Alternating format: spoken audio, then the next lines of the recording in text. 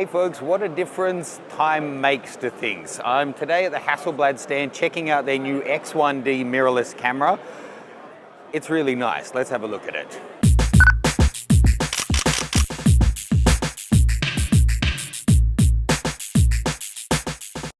So it was 2 years ago, I was on the stand right here taking a look at their latest offerings, and one of them was the new digital back that could go on to cameras like my 503CW.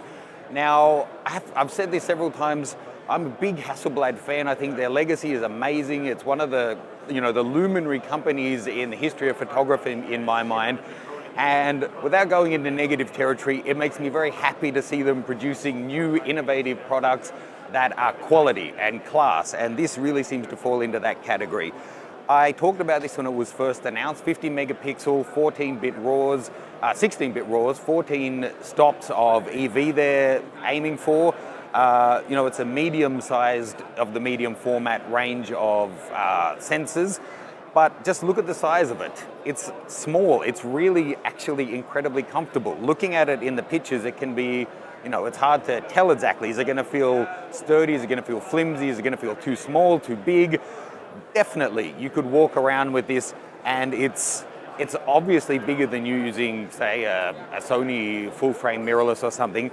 But if you compare the practicality of using something like this on a day-to-day basis out of the studio, off a tripod, compared to, say, using my old 503CW or even the full-size ones of these, this seems really, really practical.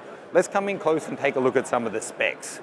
So this is what all the fuss is about. 50 megapixel medium format sensor. This is the same sensor that they have in their 50 megapixel traditional full-size medium format cameras. Here being mirrorless, it's that much smaller. Let me just make sure I mount this lens properly. Where's the markings? 2.3 frames a second on this guy, so it's not a sports camera, but for medium format, that's quite fast. Gigantic rear screen, touch screen. You can move through all of your pictures, that kind of thing. Very cool. This guy's coming with dual SD cards, usual connectivity.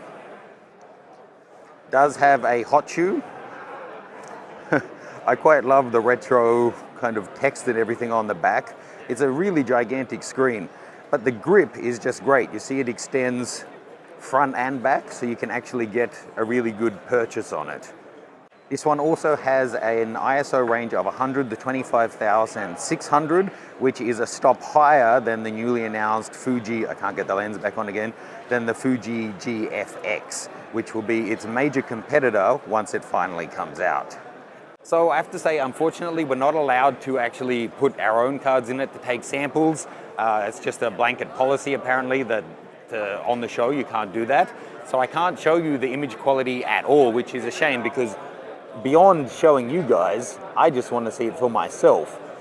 But so it makes it difficult to say, without seeing the results. But the experience of shooting with it is nice. As I keep repeating, on the show floor, it's okay. On the show floor, it's difficult lighting. There's lots of people around. There's mixed light sources, light colors, and it's generally quite dark. To be shooting here at f3.5 around there, we're up at ISO 6400 to get a decent hand holding speed. But still, it's focusing faster than I expected it would. It's not, the fastest thing out, but it's definitely fast enough to do street photography, any kind of portraiture. You're not going to use a camera like this to shoot sports anyway. So first impressions are that it would be acceptable for most of the applications I could see people would actually use this for. And the fact that it's got touchscreen, a gigantic rear screen that pretty much covers the whole back of the camera. As I said, dual cards, Wi-Fi, all of these connectivity options that a lot of, so-called prosumer level or enthusiast type cameras don't actually offer. I don't know, it's just really, really nice to see that bringing together of the high-end features with the actual things that make the user experience nice to deal with. And little things like moving to using USB-C for the interface, having a headphone and mic port and all of that kind of thing. These are the kind of things that often when you see a high-end company move into a new market, there's all of these buts. All of the buts in this case seem to be ands. You're also getting this, that, and the other. So I really would like to get one of these into the studio or onto the street to test out in a real world environment and be able to put a card in to show you the images. For now though, if you're looking at mirrorless medium format, this is your only option. These have started shipping. At the moment they've got the 45mm, I think it's a 90mm, and they've just announced a 30mm. We'll show you some close-ups on each of those. So the 45mm, which becomes a bit of a wide angle on the camera here. Here is the 90mm f3.2. As I've mentioned a few times in the past, keep in mind your depth of field is going to be a lot smaller when you're using a sensor like this. And then here we have the 30mm. And this is actually quite small. I know they're quite different lenses. This is like a standard kind of 30mm. But to the side here, this is one of my old favorites that I use on the 503. Zeiss loaned me one of these to test out. This is the 30mm fisheye. You can just see the size difference there. It's gargantuan. So they're really going for that, a whole smaller system. There'll be no point having this mirrorless medium format body if then the lenses on it were all gigantic. So 3 lenses to start out the collection, and of course you can adapt a lot of other lenses to put on this, but then you're going to be back to manual focusing.